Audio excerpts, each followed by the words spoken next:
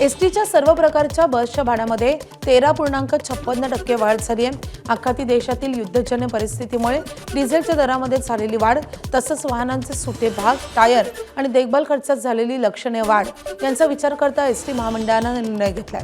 10% हंगामी भाडेवाढ मागे घेण्यात आली असून 13.56% कायमस्वरूपी भाडेवाढ करण्यात आली आहे। एसटी महामंडळाने प्रवासी भाडेवाढ करण्याचा निर्णय घेतल्यानं प्रवाशांना आता प्रवास खर्चासाठी अधिकचे पैसे मोजावे लागतील। महागाईचा सामना करणाऱ्या प्रवाशांना या दरवाढीची मोठी झळ बसणार आहे।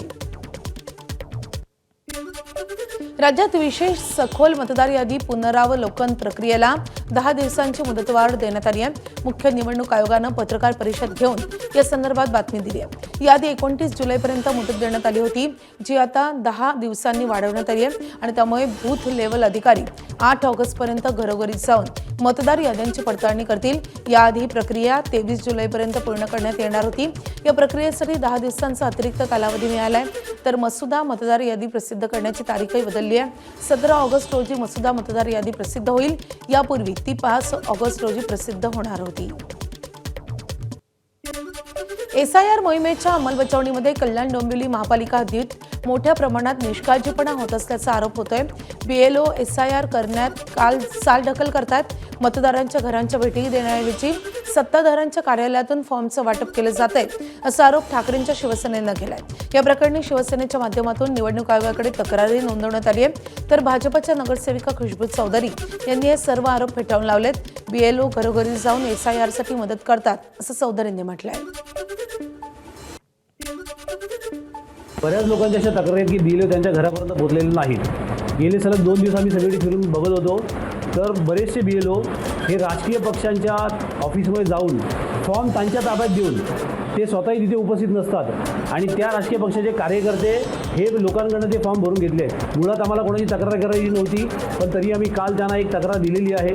त्यात आम्ही त्यांना ही वॉर्निंग देतोय की शनिवार रविवार आहे, पुढची आता जवळजवळ 12 दिवस बाकी आहेत, तर प्रत्येक बीएलओने घरोघरी जाऊन जे त्यांना जी सांगितलेली पद्धत आहे त्या पद्धतीनेच एसआयआरचं काम करण्यात यावं। आम्ही बीएलओंना वारंवार मीटिंग घेऊन सूचना दिल्या आहेत। सगळ्यांच्या घरी जायचं, कुठल्याही राजकीय पक्षाच्या कार्यालयामध्ये कुठेही फॉर्म वाटू नये। हो, असं कधी होत असेल तर आम्ही त्यांच्यावर सक्त कारवाई करू। वसई विरार महानगरपालिकेच्या महासभेमध्ये पाणी दरवाढ आणि पूरस्थिती हे विषय विशेष गाजलेत। पाणी दरवाढीचा विषय सभागृहात येताच विरोधक आक्रमक झाले। वाढीव पाणीपट्टीचा निर्णय तत्काळ रद्द करावा अशी जोरदार मागणी विरोधी सदस्यांनी केली आहे। यावर सत्ताधाऱ्यांनी ही पाणी दरवाढ प्रशासकाच्या कार्यकाळात करण्यात आल्याचं स्पष्ट करत शासनाच्या विविध योजनांसाठी आवश्यक आर्थिक तरतूद करण्यासाठी पाणी दरवाढ अपरिहार्य असल्याचं सांगितलंय। तसंच पाणी दरवाढ रद्द करायची असल्यास त्याबाबतचा ठराव राज्य सरकारकडे पाठवून अंतिम निर्णय घ्यावा अशी भूमिका मांडली आहे। भंडारा नगर परिषदेच्या जनरल मीटिंगमध्ये प्रभागातील कामांबाबत विचारणा केली असता महिला अभियंता वंजारी यांनी उत्तर देण्याऐवजी काँग्रेसच्या नगरसेविकेसोबत गैरवर्तन केल्याचा आरोप केलाय। अभियंता धनश्री वंजारी यांनी नगरसेविकेची जाहीर माफी मागावी आणि त्यांच्यावर तत्काळ प्रशासकीय कारवाई व्हावी या मागणीसाठी भंडाऱ्यात काँग्रेसचे नगरसेवक आक्रमक झाले होते। जोपर्यंत कारवाई होत नाही तोपर्यंत ठिय्या आंदोलन मागे न घेण्याचा इशारा या नगरसेवकांनी देत मुख्याधिकाऱ्यांच्या दालनासमोरच ठिय्या मांडला होता।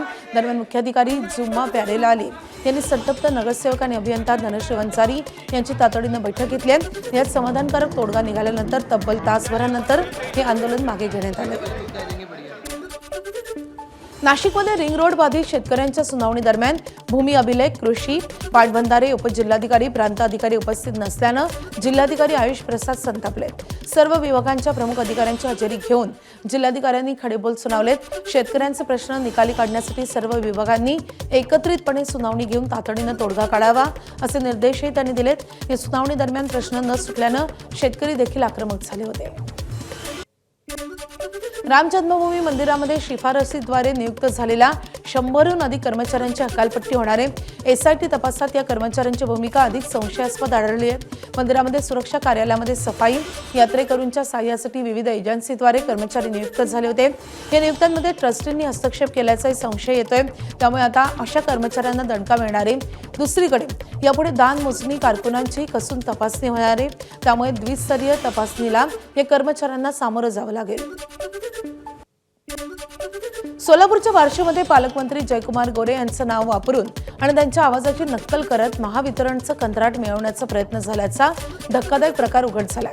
महावितरणचे कार्यकारी अभियंता राकेश मगर यांना फोन करून माढा उपविभागाचे काम शिरीष ताटे याला देण्याची सूचना करण्यात आली आहे। तसंच काम न दिल्यास नोकरी घालवण्याची धमकी देण्यात आली होती।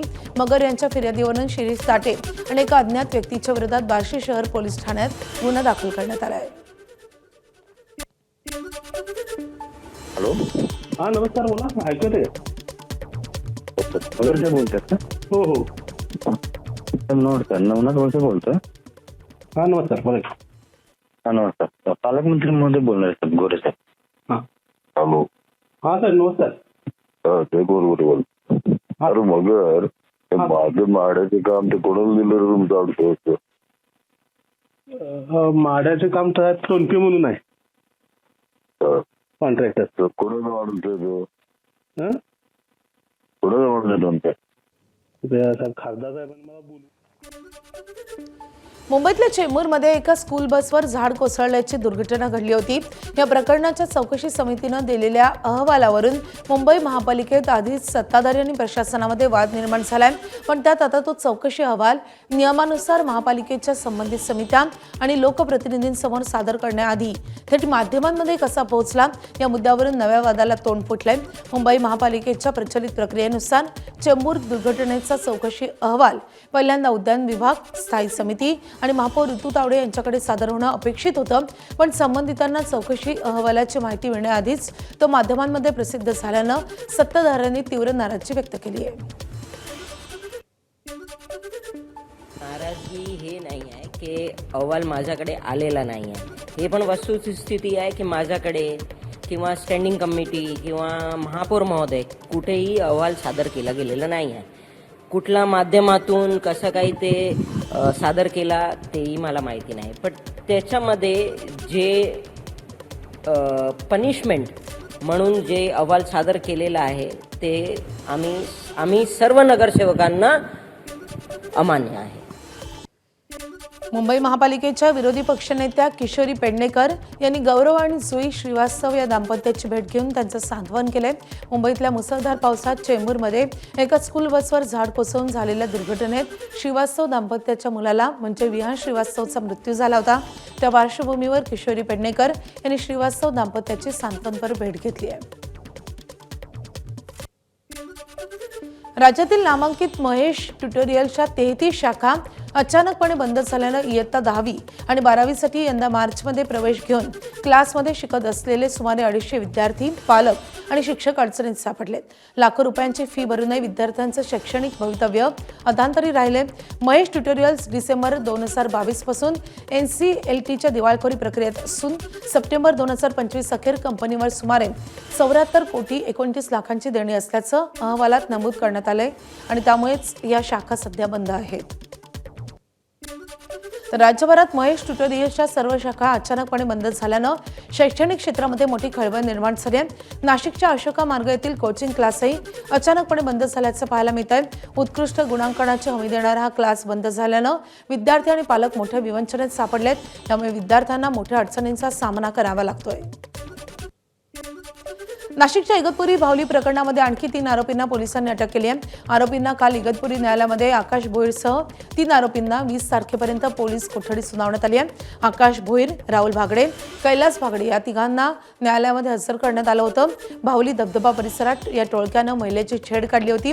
पीडितेच्या कुटुंबियांनी हटकलं असता टोळक्यानं त्यांना धक्काबुक्की केली। नंतर पर्यटकांच्या या वाहनाचा 12 किलोमीटरपर्यंत पाठलाग करत या टोळक्यानं त्यांच्या वाहनावर लाकडी दांडके, बेसबॉल स्टिक आणि दगडांनी हल्ला चढवला होता।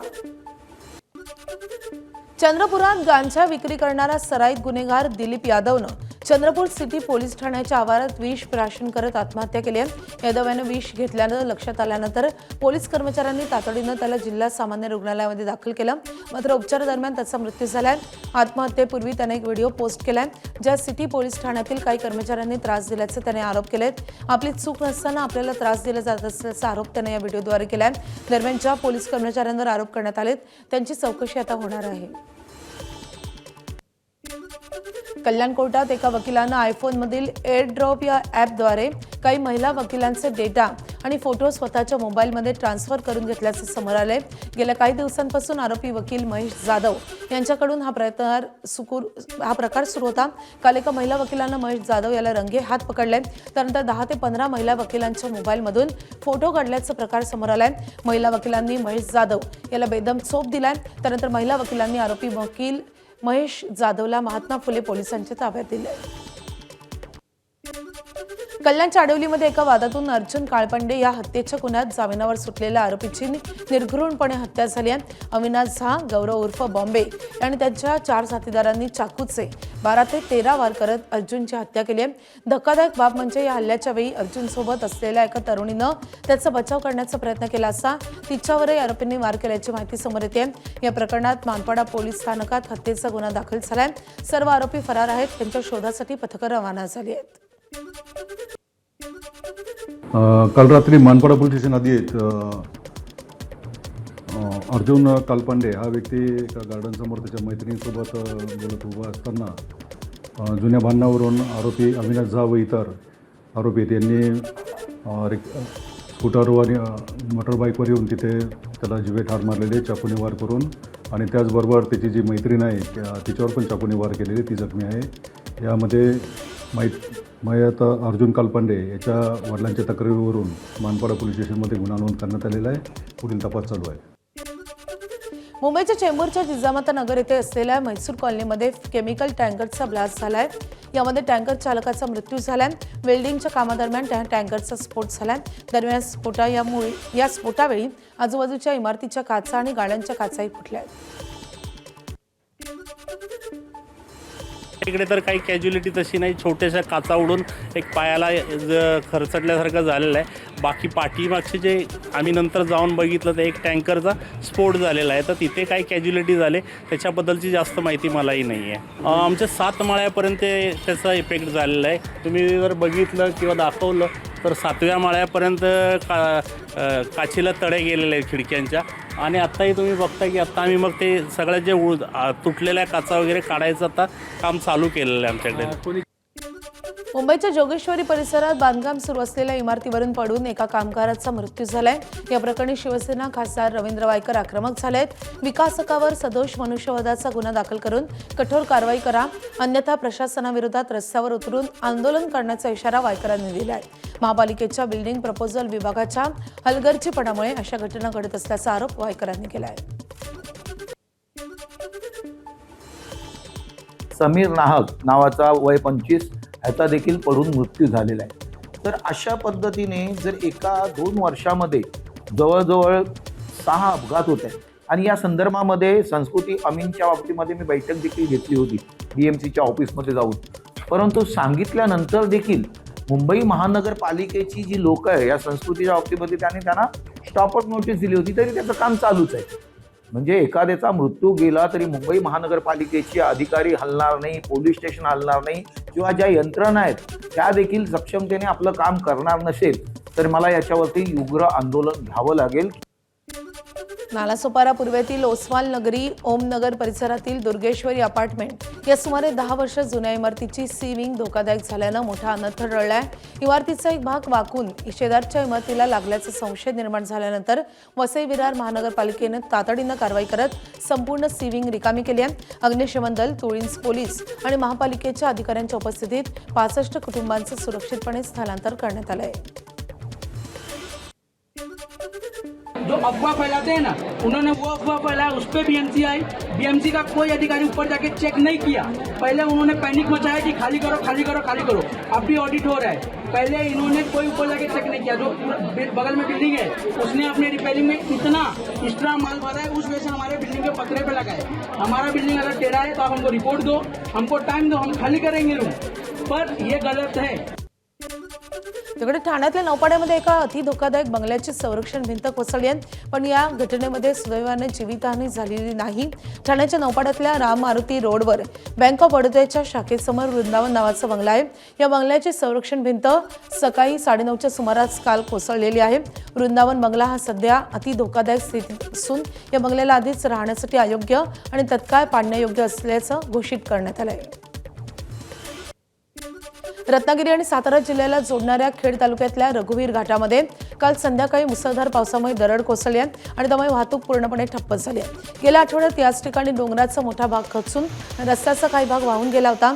रस्त्यावरून मोठ्या वेगानं पाणी वाहत असून दगड माती रस्त्यावर आली आहे. या घटनेमुळे सातारा जिल्ह्यातील सुमारे 15 ते 20 गावांचा रत्नागिरी जिल्ह्याशी संपर्क तात्पुरता तुटला आहे. उल्हासनगर, अंबरनाथ आणि बदलापूर या 3 शहरांमध्ये गेल्या 3 दिवसांपासून पावसाची संततधार सुरू आहे. काही काळ विश्रांती घेऊन पावसाचा जोर पुन्हा वाढतोय. जुलैच्या पहिल्या आठवड्यामध्ये सुरू झालेल्या मुसळधार पावसानं त्यानंतर आठवडाभर विश्रांती घेतली होती. त्यानंतर गेल्या 3 दिवसांपासून उल्हासनगर, अंबरनाथ आणि बदलापूरमध्ये पाऊस कोसळतोय. सतत कोसळणाऱ्या पावसामुळे नागरिकांची तारांबळ उडतीये, मात्र पाणी साठ्यातही वाढ होतीये. तिकडे तळ कोकणात सह्याद्रीच्या पट्ट्यात मुसळधार पाऊस कोसळतोय. अशातच सावंतवाडीच्या आंबोलीतल्या नांगरतासवाडीमध्ये शेतकरी पाण्यात अडकले होते. मुसळधार पावसामुळे सखल पुरावरून पाणी गेल्यामुळे भात लावणीसाठी गेलेले शेतकरी या पाण्यामध्ये अडकले होते.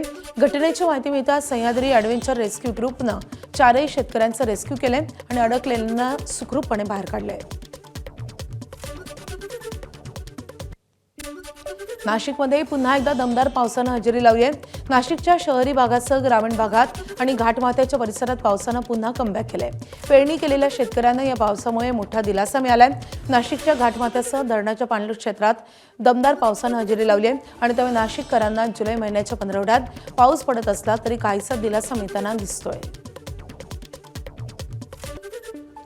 विठ्ठल रुक्मिणी मूर्तीवर रासायनिक प्रक्रिया करण्यास पंढरपूर न्यायालयानं दिलेली स्थगिती जिल्हा न्यायालयानं उठवलेली आहे आणि त्यामुळे विठ्ठल रुक्मिणी मूर्तीवर रासायनिक प्रक्रिया करता येणार आहे.